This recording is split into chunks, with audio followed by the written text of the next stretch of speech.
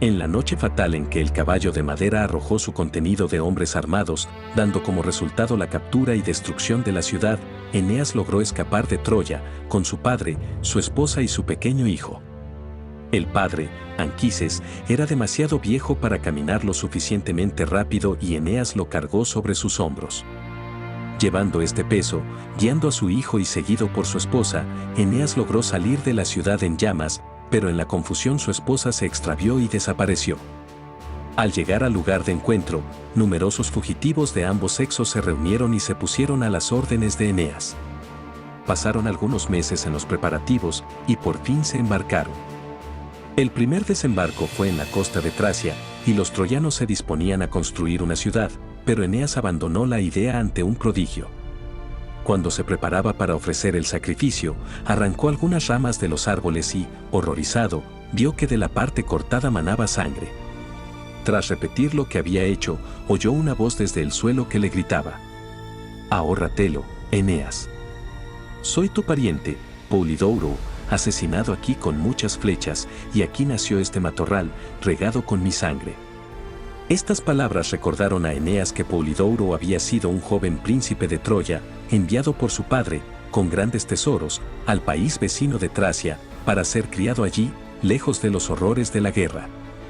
El rey al que se le había confiado lo había asesinado y se había apoderado de sus tesoros. Eneas y sus compañeros, considerando que aquella tierra estaba maldita, manchada por semejante crimen, se apresuraron a partir. Desembarcaron en la isla de Delos, que había sido una isla flotante hasta que Zeus la sujetó al fondo del mar con fuertes corrientes.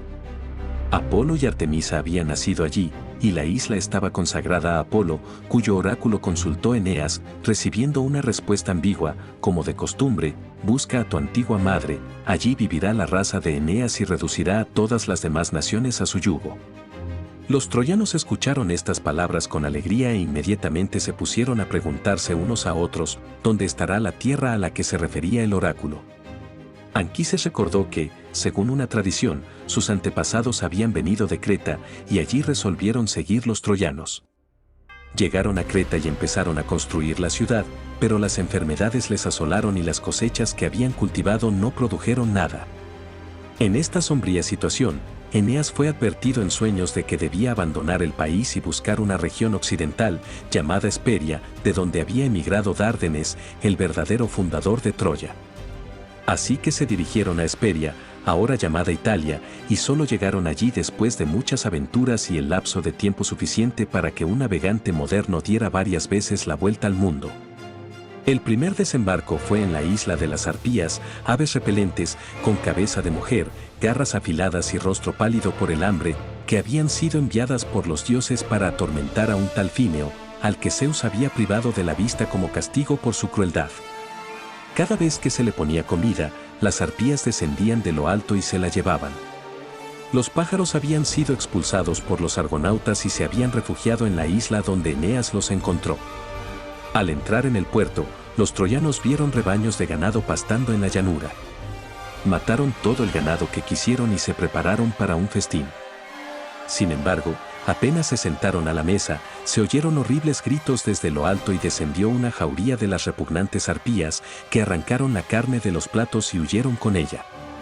Eneas y sus compañeros desenfundaron sus espadas y asestaron vigorosos golpes a los monstruos, sin resultado, pues eran muy diestros y sus plumas eran como una armadura impermeable al acero.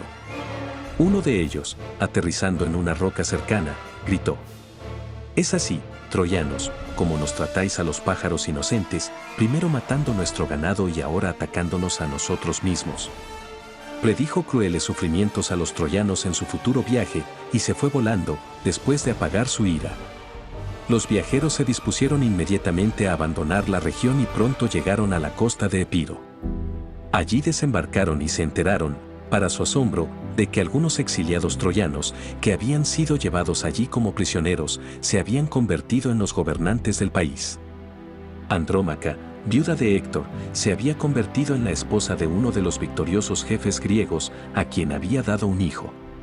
Habiendo muerto su marido, se había convertido en regente del país, como tutora de su hijo, y se había casado con un compañero de cautiverio, Heleno, de la familia real de Troya. Heleno y Andrómaca trataron a los exiliados con la mayor hospitalidad y se despidieron de ellos cargados de regalos. Desde allí, Eneas bordeó la costa de Sicilia y pasó por el país de los cíclopes, donde se encontraron con un miserable ser cuyas ropas indicaban que era griego. Contó que era uno de los compañeros de Odiseo, dejado allí por su jefe, cuando éste había partido a toda prisa. Relató la aventura de Odiseo con Polifemo y pidió a los troyanos que lo llevaran con ellos, pues no tenía medios para mantenerse allí, donde no había más que moras y raíces silvestres, y vivía bajo el constante temor de los cíclopes. Mientras hablaba, apareció Polifemo, un monstruo horrible y sin forma, al que le habían arrancado un ojo. El cíclope caminó con cautela, tanteando el camino con un bastón, y llegó a la playa para lavar en las olas el globo ocular vacío. Cuando llegó al agua, se introdujo en ella, pues su inmensa altura le permitía atravesar el mar en gran medida, de modo que los troyanos, horrorizados, corrieron a sus remos para salir del camino del monstruo. Al oír el ruido de los remos, Polifemo gritó y su voz retumbó a lo largo de la orilla, haciendo que los demás cíclopes salieran de las cuevas y los bosques y se extendieran por la playa como una hilera de imponentes pinos. Los troyanos se inclinaron sobre sus remos y pronto perdieron de vista a los cíclopes. Eneas había sido advertido por Heleno de que evitara el estrecho custodiado por los monstruos, Escila y Caribdis. Odiseo había perdido allí a 6 de sus hombres, apresados por Sila, mientras los navegantes estaban atentos únicamente a evitar Caribdis. Siguiendo el consejo de Heleno, Eneas dejó de lado la peligrosa travesía y costeó hasta la isla de Sicilia. Hera, al ver que los troyanos se acercaban a su destino, sintió revivir el antiguo odio contra ellos, pues no podía olvidar el insulto que le había infligido Paris al conferir a Afrodita el premio de la belleza. Así que buscó a Eolo, el rey de los vientos, el mismo que había asegurado a Odiseo vientos favorables entregándole los vientos contrarios en una bolsa de cuero. Eolo obedeció a la diosa y envió a sus hijos, Boeas, Tifón y otros, a congelar el océano. Se desató una terrible tormenta y las naves troyanas se desviaron de su rumbo hacia la costa de África. Estaban en peligro inminente de ser destruidos y se dispersaron, por lo que Eneas pensó que todos estaban perdidos. En esta situación crítica, Poseidón, al oír el rugido de la tormenta y sabiendo que no había dado órdenes para que se desatara una tormenta, levantó la cabeza por encima de las olas y vio la flota de Eneas impulsada por el vendaval. Conociendo la hostilidad de Hera, no le fue difícil deducir el origen de esto, pero esto no disminuyó su irritación por la intromisión en sus dominios. Llamó a los vientos y los despidió con una severa reprimenda. Entonces calmó las olas y alejó las nubes que estaban frente a la cara del sol. Con su tridente desató algunas de las naves que habían encallado en las rocas, mientras que Tritón y las ninfas del mar, cargando otras sobre sus hombros, las pusieron de nuevo a flote. Cuando el mar se calmó, los troyanos buscaron la orilla más cercana, que era la costa de Cartago, donde Eneas tuvo la suerte de que todas las naves llegaran sanas y salvas, aunque gravemente dañadas. Poseidón levanta su rostro sobre el mar y pide a los vientos ásperos que se suavicen. Cartago, a donde habían llegado los exiliados, era una región de la costa africana frente a Sicilia, donde, por aquel entonces, una colonia tiria, dirigida por la reina Daidou, estaba sentando las bases de un estado que estaba destinado a convertirse, más tarde, en el rival de la propia Roma. Daidou era hija de Belo, rey de Tiro, y hermana de Pigmalión, que había sucedido a su padre en el trono. Estaba casada con Sicaeus, un hombre muy rico, pero Pigmalión, que codiciaba su riqueza, la hizo matar. Daidou, con un numeroso grupo de amigos y partidarios, consiguió escapar de Tiro en varias embarcaciones, llevando los tesoros de Síquico. Al llegar al lugar que habían escogido como sede de su futura patria, los tirios pidieron a los nativos que les concedieran solo una extensión de tierra que fuera cubierta por la piel de un buey. Aceptada inmediatamente esta condición, Daidou hizo cortar una piel de buey en tiras muy estrechas y con ella rodeó una extensión donde construyó una ciudad a la que llamó Birsa. Alrededor de esta fortaleza se levantó la ciudad de Cartago, que pronto se hizo próspera y floreciente. Tal era la situación cuando Eneas llegó allí con sus troyanos. Daidou recibió a los ilustres exiliados con amabilidad y hospitalidad. Como conozco el sufrimiento, he aprendido a socorrer a los desafortunados, dijo. La hospitalidad de la reina se manifestaba en banquetes, en los que se realizaban pruebas de fuerza y habilidad. Los extranjeros compitieron en igualdad de condiciones por las palmas con los súbditos de la reina, que declaró que si el ganador era griego o troyano, a ella le daría igual. En el banquete que siguió a los juegos, Eneas, a petición de la reina, describió los últimos acontecimientos de la historia troyana y sus propias aventuras tras la caída de la ciudad. Daido estaba encantada con la narración y llena de admiración por las hazañas de Eneas. Ella se enamoró ardientemente de él, quien, por su parte, parecía bien dispuesto a aceptar la feliz oportunidad que se le ofrecía de terminar, de una vez por todas y felizmente, sus peregrinaciones, encontrando un hogar, un reino y una esposa. Pasaron los meses, transcurridos en agradable convivencia, y parecía que Italia y el imperio destinado a fundarse en sus tierras estaban olvidados. Al ver esto, Zeus envió a Hermes a llevar un mensaje a Eneas, recordándole la responsabilidad de su alto destino y ordenándole que reanudara su viaje.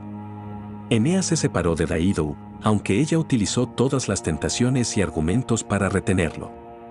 El golpe fue demasiado duro para el afecto y el orgullo de la reina, que, al ver que Eneas había partido de verdad, se subió a una pira funeraria que había ordenado levantar y, apuñalándose, se consumió en el fuego. Las llamas, que se alzaban sobre la ciudad, fueron vistas por los troyanos que se marchaban y, aunque se desconocía su causa, hicieron presentir a Eneas la fatalidad. Tras tocar la isla de Sicilia, donde reinaba Acestes, un príncipe de origen troyano que les ofreció una hospitalaria bienvenida a Eneas y sus compañeros, luego siguieron su camino hacia Italia. Afrodita intercedió entonces ante Poseidón para que su hijo llegara finalmente a su destino y se librara de los peligros del mar. Poseidón consintió, estipulando solo una víctima como rescate por las demás. La víctima era Palinuro, el piloto. Mientras contemplaba las estrellas, con el timón en la mano, el dios Ono, enviado por Poseidón, se acercó bajo la apariencia de Forbas y dijo: Palinuro, el viento es favorable, el mar está en calma y el barco se dirige directamente a su destino. Acuéstate un rato y disfruta de tu merecido descanso. Tomaré el timón en tu lugar. No me hables de un mar en calma o de vientos favorables, estoy acostumbrado a tantas traiciones, respondió Palinuro. ¿Debo confiar a Eneas al azar del tiempo y de los vientos? Y siguió sosteniendo el timón, con los ojos fijos en las estrellas. Sin embargo, Sono agitó sobre él una rama humedecida con agua de Lisis y sus ojos se cerraron a pesar de todos sus esfuerzos. Entonces Sono le empujó fuera del barco y se cayó, pero, sin soltar el timón, se lo llevó consigo. Poseidón fue fiel a su promesa y mantuvo el rumbo de la nave, sin timón y sin piloto, hasta que Eneas descubrió la pérdida y, profundamente apenado por la muerte de su fiel timonel, asumió él mismo el gobierno de la nave. Los barcos llegaron finalmente a la costa de Italia y los aventureros desembarcaron felizmente. Mientras su gente intentaba construir un campamento, Eneas buscó la morada de la Sibila, que era una cueva conectada a un templo y a un bosquecillo, consagrados a Apolo y a Artemisa. Eneas estaba contemplando la escena, cuando la Sibila se le acercó. Se mostró al tanto de las peregrinaciones del troyano y, bajo la influencia de la divinidad del lugar, comenzó a hacer profecías, presentando sombrías predicciones sobre los trabajos y peligros que Eneas aún tendría que atravesar para alcanzar finalmente el éxito. Terminó con estas palabras alentadoras, que se convirtieron en proverbiales: no te inclines ante la desgracia, sino avanza con más valor. Solo tenía una petición que hacer. Como se le había ordenado en un sueño que buscara la morada de los muertos para conversar con su padre, para recibir de él una revelación sobre el futuro de él y de su raza, pidió ayuda a la Sibila para poder realizar la tarea. El descenso al inframundo es fácil, la puerta del Hades está abierta noche y día. Pero retroceder y volver a la atmósfera superior, ahí está el trabajo, ahí está la dificultad. Entonces aconsejó a Eneas que buscara en el bosque un árbol en el que hubiera una rama dorada. Esta rama debe ser arrancada y ofrecida como regalo a Perséfone. Si el destino era propicio, se quedaría en la mano de Eneas, dejando el tronco del árbol, de lo contrario, ninguna fuerza sería capaz de arrancarlo. Si se arranca, otro le seguirá. Eneas siguió las instrucciones de la Sibila. Afrodita, su madre, envió a 2 de sus palomas a volar delante de él para enseñarle el camino, y gracias a ellas encontró el árbol, arrancó la rama y volvió con ella a la sibila. Las aguas emitían vapores mefíticos, de modo que no había vida en sus orillas y ningún pájaro volaba sobre ellas. Allí se encontraba la cueva que daba acceso a las regiones infernales, y allí Eneas ofrecía sacrificios a las deidades del inframundo, Perséfone, Hécate y las Furias. Inmediatamente después se oyó un rugido procedente de las profundidades de la tierra, los bosques que cubrían las colinas se agitaron y el ladrido de los perros anunció la aproximación de las divinidades. Ahora, dijo la sibila, ármate de todo tu valor, porque lo necesitarás. Bajó a la cueva y Eneas la acompañó. Ante el umbral del infierno, pasaron un grupo de seres que la sibila reveló que eran dolores, ansiedades vengativas, enfermedades pálidas, vejez melancólica, miedo y hambre que inducen al crimen, cansancio, miseria y muerte, formas horribles de ver. Las furias extendieron allí sus lechos, y también la discordia, cuyos cabellos estaban formados por serpientes, unidas por una cinta sangrienta. Allí también estaban los monstruos, Briareus, con 100 brazos, las hidras, que siseaban, y las quimeras, que echaban fuego por la boca y las narices. Eneas tembló al verlo, sacó su espada y habría atacado, si la sibila no se lo hubiera impedido. Luego se dirigieron al río Negro, el Cóctico, donde encontraron al barquero Caronte, viejo y escamoso, pero fuerte y vigoroso, que recibía en su barca a pasajeros de todo tipo, héroes magnánimos, jóvenes y vírgenes, tan numerosos como las hojas en otoño o las bandadas de pájaros que vuelan hacia el sur cuando se acerca el invierno. Todos se agolparon para pasar, ansiosos por llegar a la orilla opuesta. El severo barquero, sin embargo, solo tomó a los que eligió, haciendo retroceder al resto. Asombrado por lo que vio, Eneas preguntó a la sibila: ¿cuál es el motivo de esta discriminación? Los que son acogidos a bordo de la barca son las almas de los que han recibido los debidos ritos funerarios, los espíritus de los demás, que han permanecido insepultos, no pueden pasar el río, sino que vagan 100 años por debajo y por encima de su orilla, hasta que finalmente son llevados. Eneas se entristeció, recordando a sus propios compañeros que habían perecido en la tormenta. En ese momento vio a su piloto Palinuro, que había caído por la borda y se había ahogado.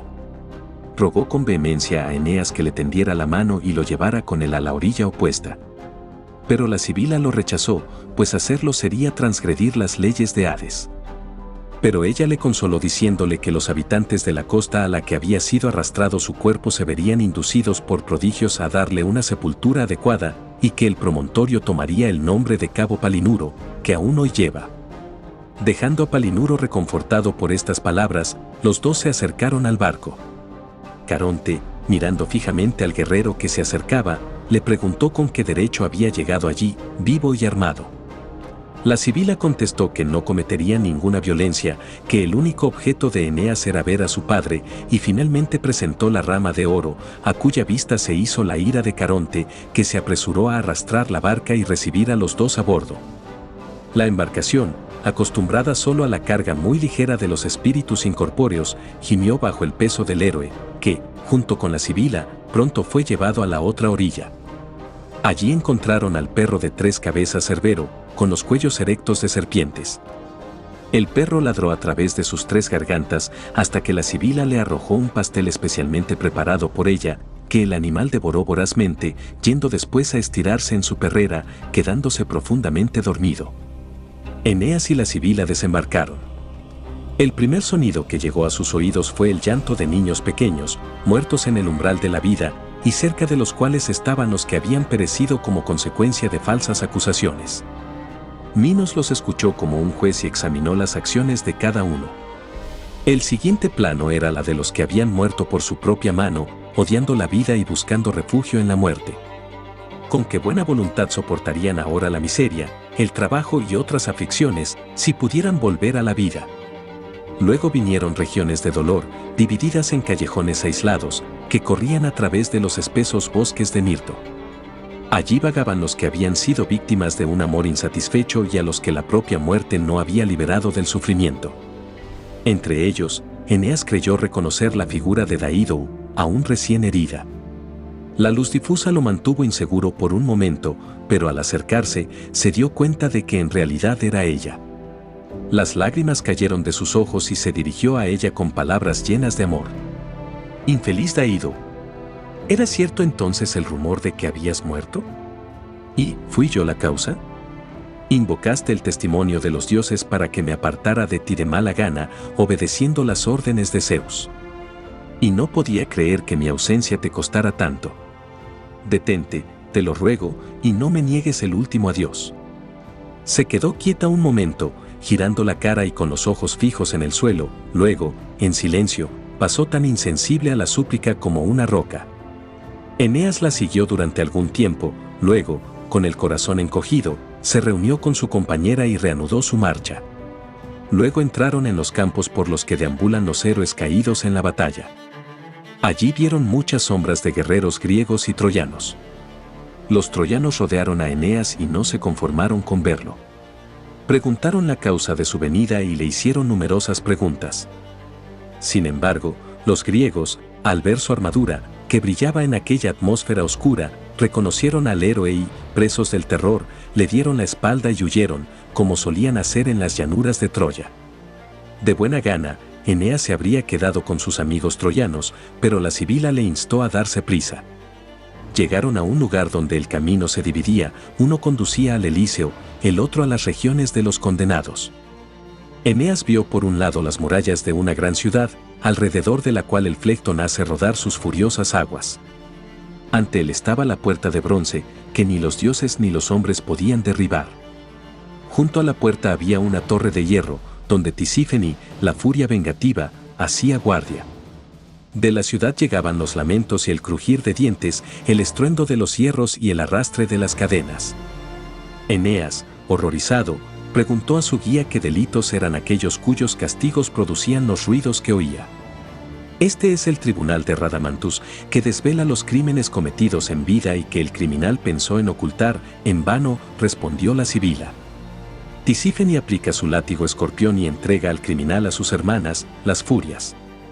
En ese momento, las puertas de bronce se abrieron con un ruido aterrador y Eneas vio una hidra de 50 cabezas que custodiaba la entrada. La sibila le explicó que el abismo del Tártaro es tan profundo que sus recovecos estaban tan por debajo de sus pies como el cielo por encima de sus cabezas. En el fondo de ese pozo yacía postrada la raza de titanes que hizo la guerra a los dioses. También Salmoneo, que quiso competir con Zeus, y construyó un puente de bronce, sobre el que condujo su carro, cuyo ruido se asemejaba al del trueno, lanzando a su pueblo antorchas encendidas imitando el rayo, hasta que Zeus le golpeó con un verdadero rayo y le enseñó la diferencia entre las armas mortales y las divinas. Allí también se encuentra el gigante Ticio, cuyo cuerpo es tan inmenso que, extendido, ocupa más de 9 acres, mientras que el buitre se come su hígado, que, en cuanto es devorado, vuelve a crecer, por lo que el castigo no tendrá fin. Eneas vio grupos sentados en mesas cubiertas de manjares, con una furia cerca que les arrebataba la comida de los labios en cuanto se disponían a probarla. Otros sostenían sobre sus cabezas enormes rocas que amenazaban con caer, manteniéndolos así en un estado de alarma constante. Estos eran los que temían.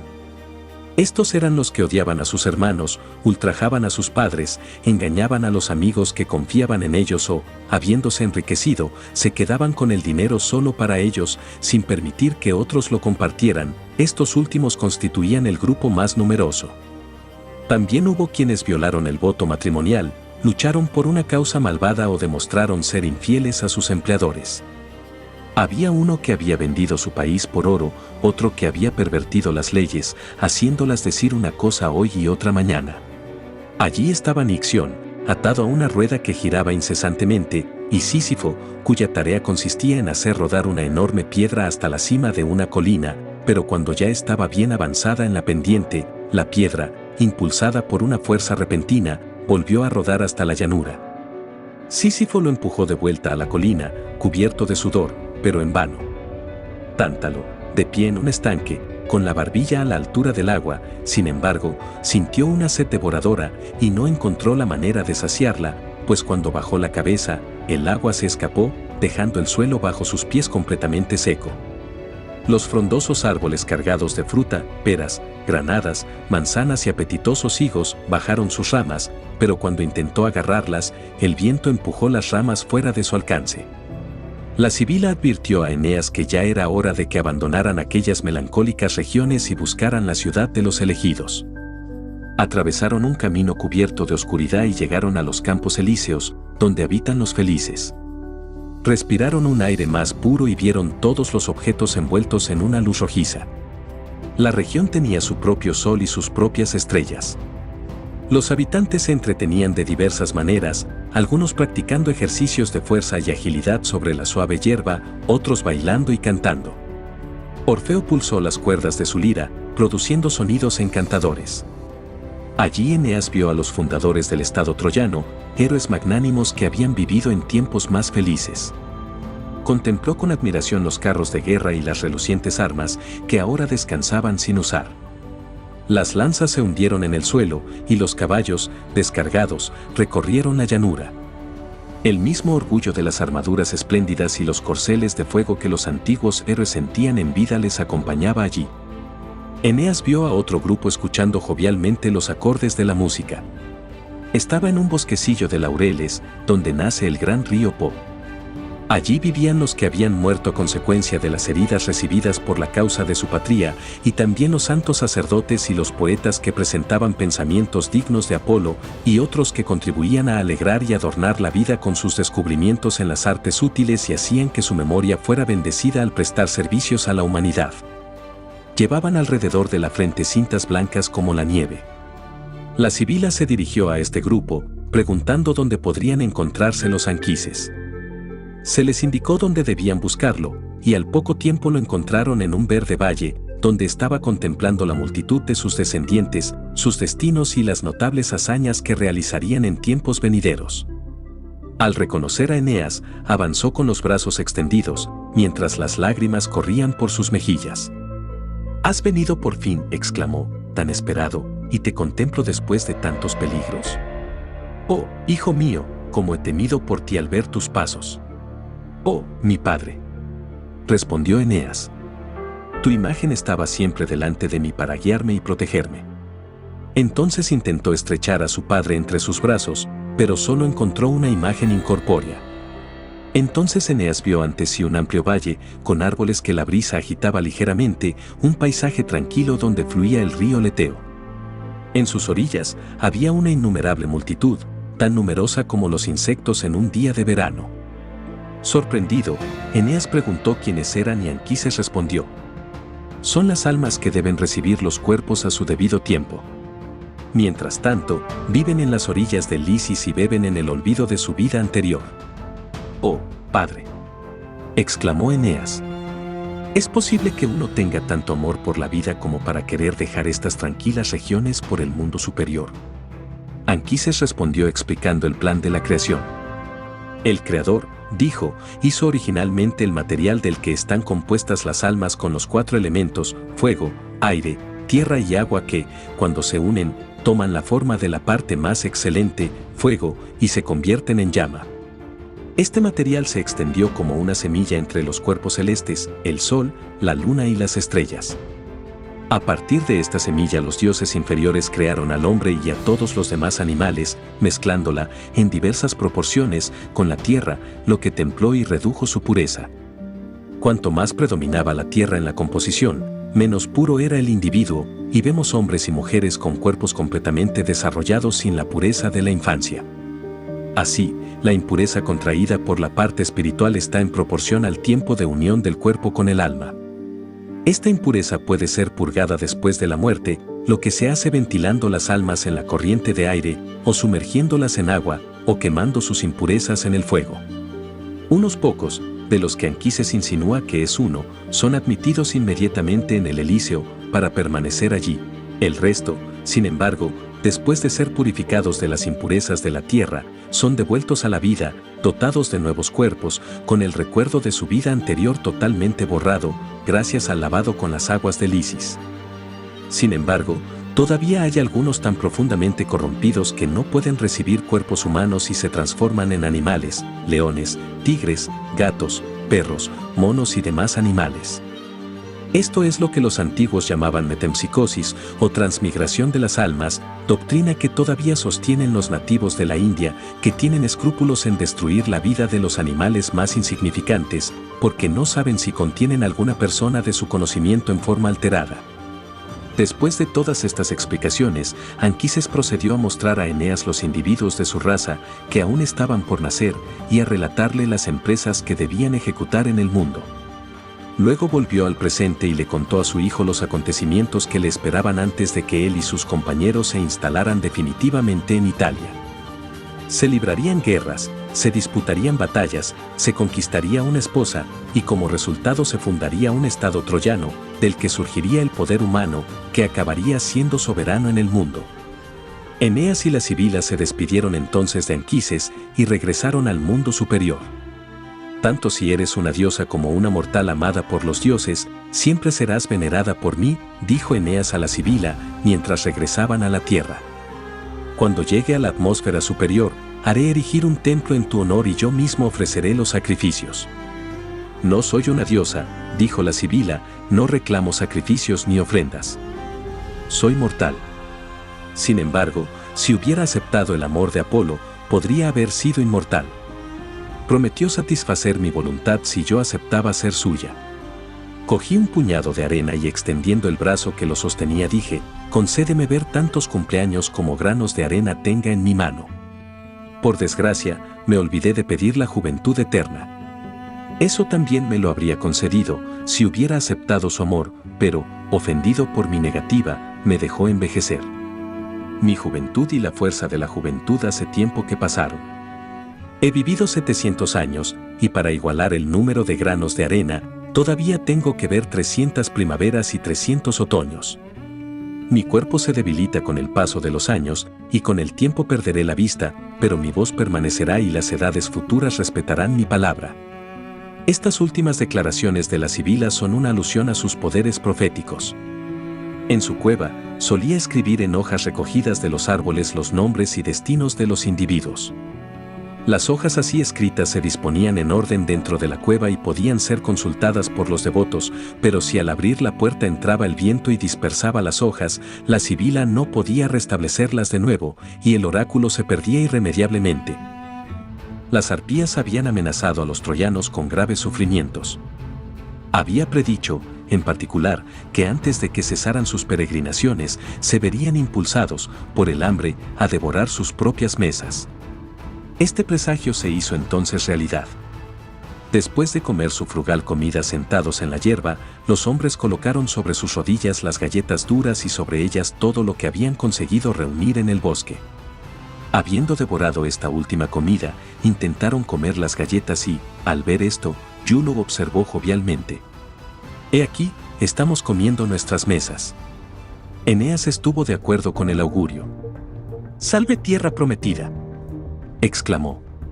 «Este es nuestro hogar, nuestra patria». Entonces se dedicó a averiguar quiénes eran los habitantes del país y quiénes los gobernaban. Un centenar de hombres elegidos fueron enviados al pueblo de Latín, llevando regalos y solicitando amistad y alianza. Fueron muy bien recibidos. El Latín concluyó inmediatamente que el héroe troyano no era otro que el yerno prometido, anunciado por el oráculo. Aceptó de buen grado la alianza y envió a los mensajeros de vuelta montados en corceles desde sus establos y portando regalos y mensajes amistosos. Hera, al ver las cosas tan favorables a los troyanos, sintió revivir su antigua animosidad. Convocó a Alecto, de Erebo, y la envió a sembrar la discordia. Primero, la furia se apoderó de la reina, Amata, y la llevó a oponerse, por todos los medios, a la nueva alianza. Alecto se dirigió a la ciudad de Turno y, tomando la forma de una vieja sacerdotisa, le anunció la llegada de los extranjeros y los intentos de su príncipe de robarle la novia. Finalmente, dirigió su atención al campamento de los troyanos. Allí vio al joven Iulo y a sus compañeros divirtiéndose mientras cazaban. Entonces afiló el olfato de los perros y los llevó a descubrir en el bosque un ciervo manso, muy querido por Silvia, hija de Tirreo, el pastor del rey. Un dardo lanzado por Iulo hirió al animal, que solo tuvo fuerzas para correr hacia la casa y morir a los pies de su dueña. Sus gritos y lágrimas conmovieron a sus hermanos y a los pastores, y estos, tomando todas las armas a su alcance, atacaron furiosamente al grupo de cazadores. Estos últimos fueron protegidos por sus amigos, y los pastores fueron rechazados al final, habiendo perdido a 2 de los suyos. Estos hechos fueron suficientes para provocar la guerra, y la reina, Turno y los campesinos instaron al rey a expulsar a los extranjeros del país. Resistió todo lo que pudo, pero al ver que su oposición era inútil, se rindió finalmente y se retiró.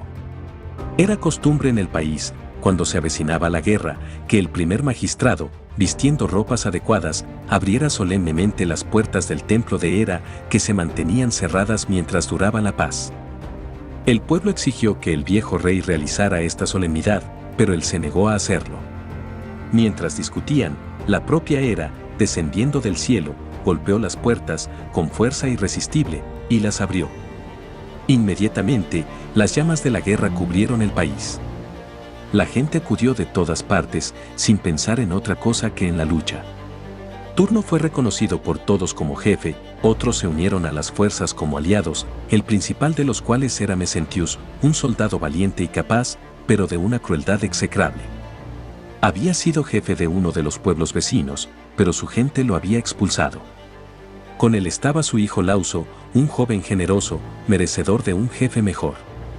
Camila, la favorita de Artemisa, cazadora y guerrera, a semejanza de las amazonas, llegó con su banda de jinetes y algunos soldados de su propio sexo para situarse junto a Turno. Esta doncella no había acostumbrado sus manos al manejo del cascabel, pero había aprendido a enfrentarse a los trabajos de la guerra y en velocidad superaba al viento. Parecía pasar sobre los campos de trigo sin aplastarlos o sobre la superficie del agua sin hundirse. La historia de Camila fue única desde el principio. Su padre, Metabus, expulsado de su ciudad por la guerra civil, se llevó a su hija, aún niña, en su huida. Huyendo por los bosques, perseguido de cerca por sus enemigos, llegó a las orillas del río Amazonas, que, muy crecido por las lluvias, le impidió el paso. Metabus se detuvo un momento y decidió qué hacer. Ató a la niña a su lanza, con tiras de corteza, y, levantando el arma en su brazo extendido, se dirigió hacia Artemisa. Diosa de los bosques, consagro esta doncella a ti. Luego arrojó el arma con su carga a la otra orilla del río. La lanza voló sobre las aguas rugientes. Los perseguidores de Metabus ya lo habían alcanzado, pero él se zambulló en el río y cruzó a nado, encontrando la lanza con la niña sano y salvo en la otra orilla. Desde entonces, vivió entre los pastores y enseñó a su hija las artes rurales. Desde niña, aprendió a manejar el arco y a lanzar la jabalina. Con su honda, era capaz de derribar a la grulla o al cisne salvaje. Su vestido era una piel de tigre. Muchas madres la deseaban como nuera, pero ella se mantuvo fiel a Artemisa y rechazó la idea del matrimonio. Tales fueron los formidables aliados que se reunieron contra Eneas. Era de noche y dormía al aire libre en la orilla del río. Entonces le pareció que el dios de aquellas aguas, el padre Tíber, levantaba la cabeza por encima de las olas y exclamaba: «Oh hijo de una diosa, destinado a poseer los reinos latinos, esta es la tierra prometida, aquí estará tu patria, aquí terminará la hostilidad de las divinidades celestiales, terminará aquí, si perseveras fielmente. Hay amigos no muy lejos. Prepara tus armas y asciende a mi curso, te llevaré a Evandro, el jefe de Arcadia. Lleva mucho tiempo luchando contra Turnus y los ruidosos, y está dispuesto a convertirse en tu aliado. Levántate. Haz tus votos a Hera y aplaca su ira. Cuando hayas logrado tu victoria, entonces piensa en mí». Eneas se despertó y obedeció inmediatamente a la visión amistosa. Sacrificó a Hera e invocó la ayuda del dios del río. Entonces, por primera vez, una embarcación que conducía guerreros armados flotó por la corriente del Tíber. El río aplacó sus olas e hizo que sus aguas se deslizaran con ligereza, mientras que, impulsada por los rigurosos movimientos de los remeros, la barca ascendía rápidamente su curso.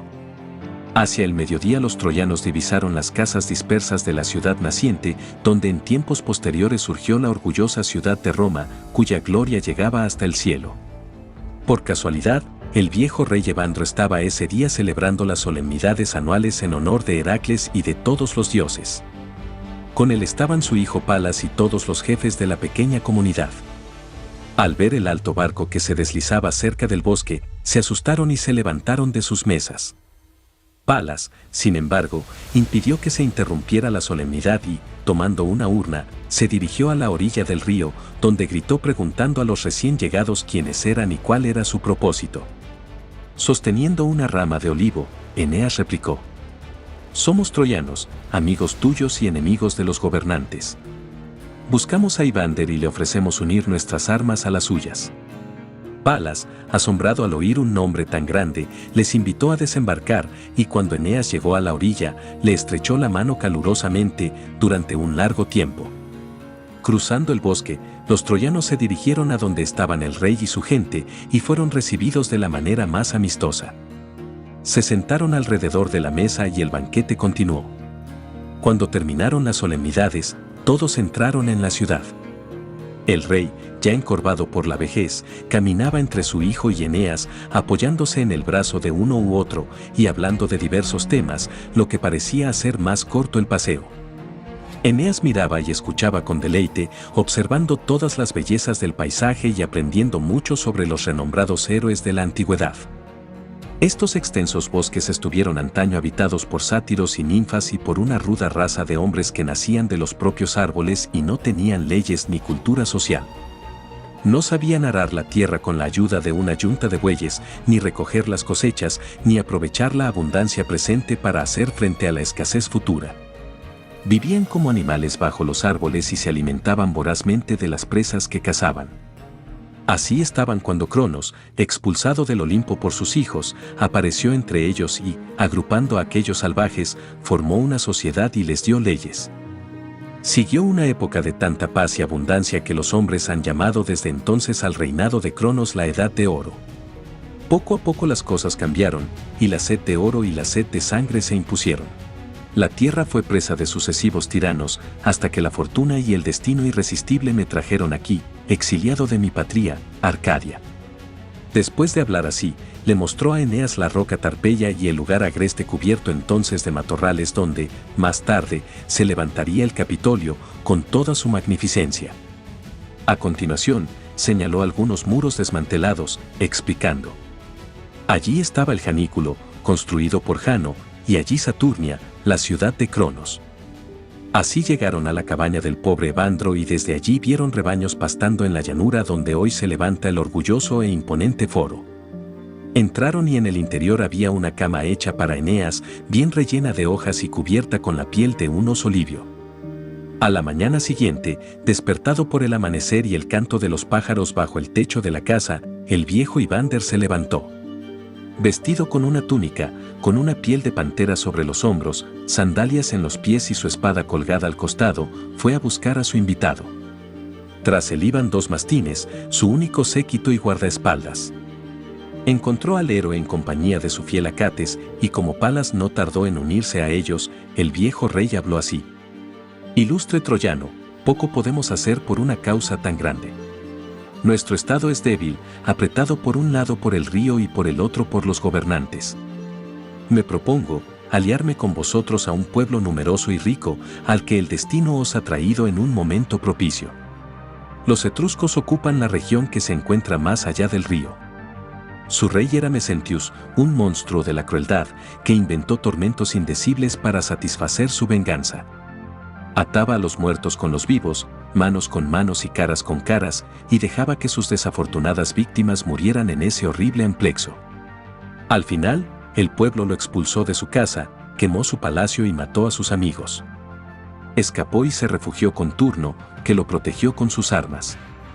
Los etruscos exigen que reciba su merecido castigo y están dispuestos a sostener por la fuerza su demanda. Los sacerdotes los retienen, diciéndoles que es la voluntad del cielo que ningún nativo de esta tierra los conduzca a la victoria y que el jefe que les está destinado debe venir por mar. Me han ofrecido la corona, pero soy demasiado viejo para asumir compromisos tan serios, y mi hijo ha nacido aquí, lo que impide que sea elegido. Tú, tanto por nacimiento como por edad y fama de guerrero, designado por los dioses, solo tendrás que aparecer para ser aclamado como su jefe. Contigo me uniré a Palas, mi hijo, mi única esperanza y consuelo. Bajo tu dirección, aprenderá el arte de la guerra y se esforzará por imitar tus grandes hazañas. El rey ordenó entonces que se proporcionaran caballos a los troyanos, y Eneas, con un grupo escogido de seguidores y acompañado por Palas, montó a caballo y se dirigió a la ciudad etrusca, habiendo dejado al resto de sus hombres en las naves. Llegó con su grupo sano y salvo al campamento etrusco y fueron recibidos con los brazos abiertos por Tarchón y sus conciudadanos. Mientras tanto, Turno había reunido a sus bandas y hecho todos los preparativos necesarios para la guerra. Hera le envió, a través de Iris, un mensaje en el que le instaba a aprovechar la ausencia de Eneas y sorprender al campamento troyano. Así se hizo, pero los troyanos eran cautelosos y habían recibido órdenes severas de Eneas de no luchar en su ausencia, por lo tanto, se mantuvieron en sus trincheras y resistieron todos los esfuerzos de los rutenos por lanzarlos del campo. Cuando llegó la noche, el ejército de Turno, con la moral muy reforzada por la supuesta superioridad, celebró y se divirtió, y por fin los soldados durmieron tranquilos. En el campo de los troyanos, la situación era muy diferente.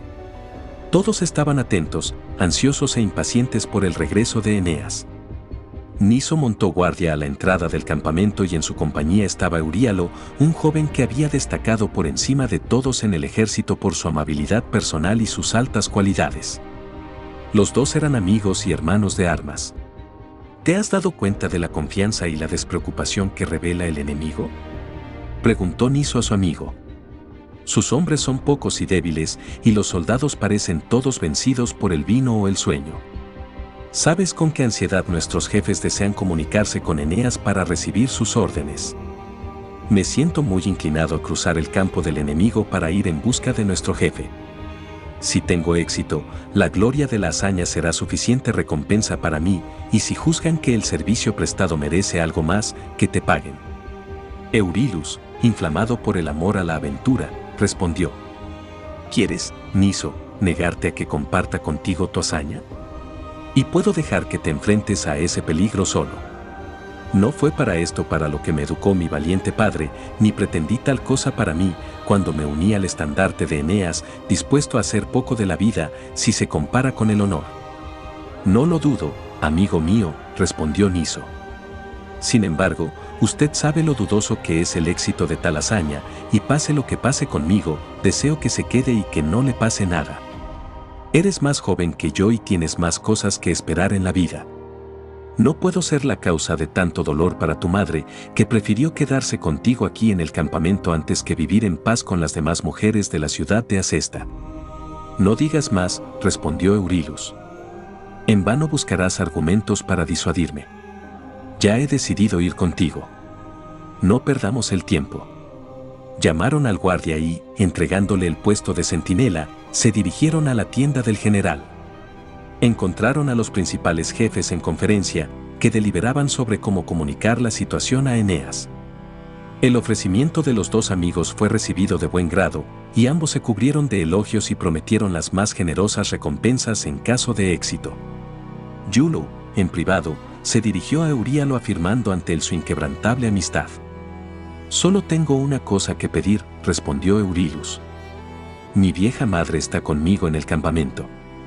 Por mí dejó la tierra de Troya y no se quedó con las otras matronas de la ciudad de Acesta. Me voy sin despedirme de ella. No pude soportar sus lágrimas ni rechazar sus peticiones. Te ruego que la consueles en su sufrimiento. Prométeme eso y me enfrentaré con valentía a cualquier peligro que pueda encontrar». Iulo y los demás jefes se emocionaron hasta las lágrimas y prometieron hacer todo lo que él les había pedido. «Cuidaré de tu madre como si fuera mía», dijo Iulo, «y todo lo que te he prometido se lo daré a ella si no vuelves a recibirlo». Los dos amigos salieron del campamento y se dirigieron directamente al medio de los enemigos. No encontraron vigilantes ni centinelas, pero por todas partes había soldados durmiendo tendidos en la hierba y entre los carros.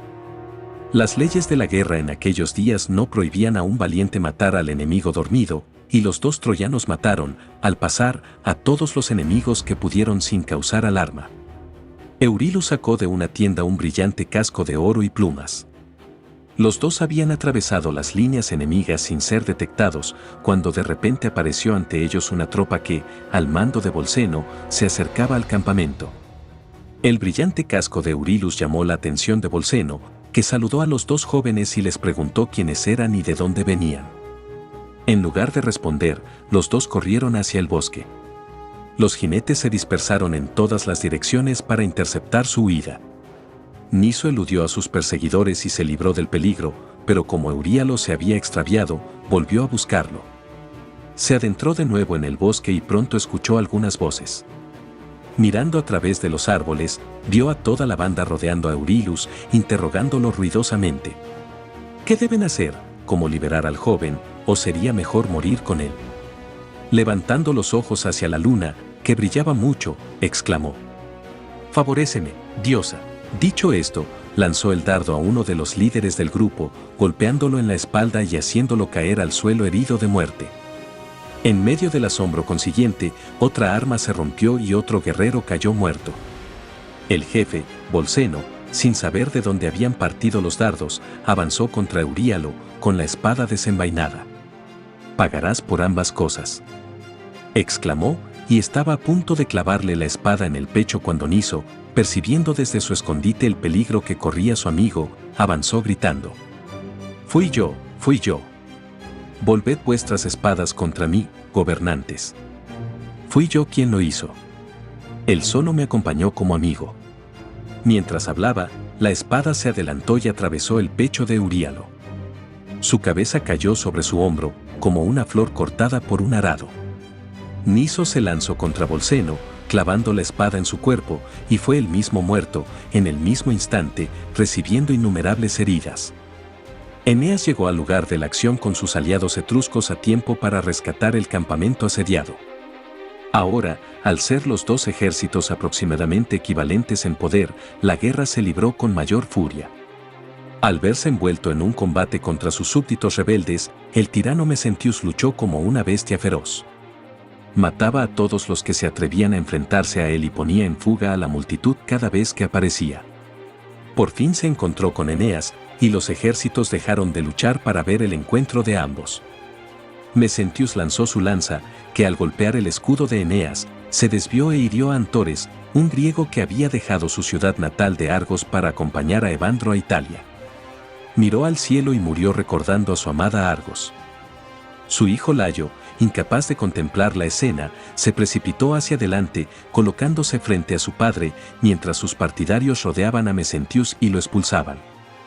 Eneas mantuvo su espada suspendida sobre Lausus, retrasando el golpe, pero el joven furioso cargó, y se vio obligado a asestar el golpe fatal.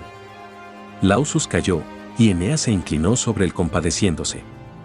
«Desafortunado joven, ¿qué puedo hacer por ti, digno de tu valor?», dijo. «Conserva estas armas que supiste utilizar y no temas que tu cuerpo será entregado a tus amigos y reciba las debidas honras fúnebres». Dicho esto, llamó a los tímidos compañeros del joven y les entregó el cuerpo. Mientras tanto, Mesentius fue llevado a la orilla del río y su herida fue lavada allí. En poco tiempo, la muerte de Lauso llegó a su conocimiento y el odio y la desesperación ocuparon el lugar del vigor. Montando su corcel, avanzó en medio de la batalla, buscando a Eneas. Tras encontrarlo, se puso a correr alrededor de él en círculo, lanzando un dardo tras otro, mientras Eneas se defendía con su escudo, girando para no recibir los dardos por la espalda. Por fin, después de que Mesentius diera 3 vueltas, Eneas lanzó su lanza directamente a la cabeza del caballo, golpeándolo en la frente y tirando al jinete al suelo, mientras un grito se elevaba desde ambos ejércitos hacia el cielo. Mesentius no pidió clemencia, sino solo que su cuerpo se librara de los insultos de los súbditos rebeldes y fuera enterrado en la misma tumba que su hijo. Recibió valientemente el golpe fatal, y su vida y su sangre abandonaron el cuerpo al mismo tiempo. Mientras tales hechos se producían en una parte del campo de batalla, en otra vuelta se enfrentaban los jóvenes Palas. La lucha entre dos campeones tan desproporcionadamente dotados no podía ser dudosa. Palas luchó valientemente, pero cayó atravesado por la lanza de turno. El vencedor casi se aplacó al ver al valiente joven muerto a sus pies, y renunció al uso de su privilegio de vencedor, despojándolo de sus armas.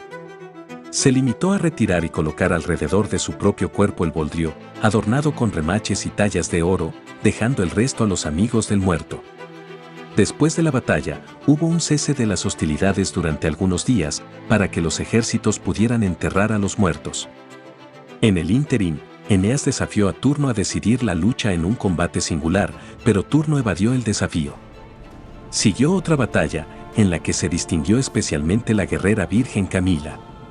Sus hazañas de valor superaban las de los más valientes guerreros, y muchos troyanos y etruscos cayeron atravesados por sus dardos o golpeados por su hacha.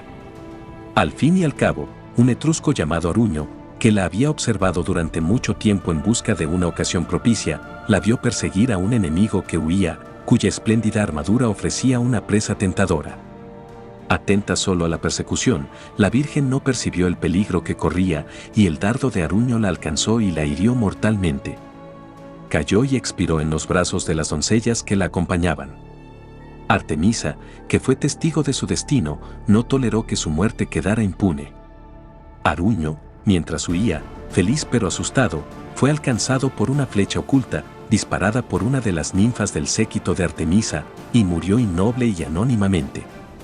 Después de todo, la lucha entre Eneas y Turno tuvo lugar. Turno había evitado el encuentro todo lo que pudo, pero finalmente, impulsado por el fracaso de sus armas y el murmullo de sus partidarios, se lanzó al combate. No se puede dudar de ello. Eneas tenía a su favor el decreto expreso del destino, la ayuda de la diosa Afrodita, su madre en cualquier emergencia, y la armadura impenetrable que Hefesto, a petición suya, había hecho para su hijo. Turno, por su parte, había sido abandonado por sus aliados celestiales, ya que Zeus le había prohibido expresamente que siguiera ayudándole. Turno lanzó su lanza, pero cayó inofensivamente tras chocar con el escudo de Eneas.